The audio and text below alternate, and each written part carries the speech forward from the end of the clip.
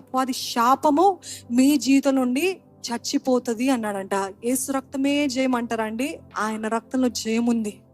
అది ఎటువంటి విత్తనాలైనా, ఎటువంటి పాపపు బీజమైనా, ఎటువంటి శాపమైనా, when you spray the blood of Jesus, when you put the blood of Jesus, యేసు రక్తంలో జయం ఉందని మీరు నమ్మి మీరు దానిపైన వేసినట్లయితే దేవుడు విరుగుడిస్తాడు, విడుదల ఇస్తాడు.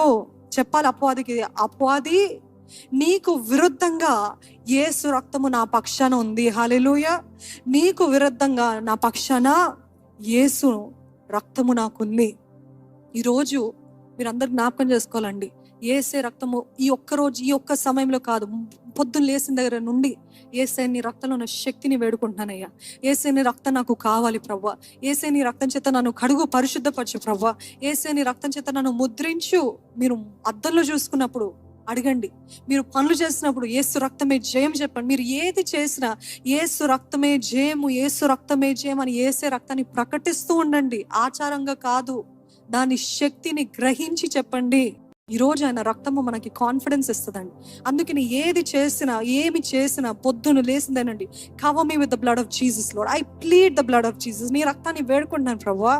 నీ రక్తము నాకు కావాలి. నీ రక్తంలో ఉన్న శక్తి నన్ను అనుభవించాలి. నీ రక్తం చేత నన్ను కప్పు, కుటుంబం చుట్టూ నీ రక్తం చేత కప్పు అని అడుగుతున్నారండి.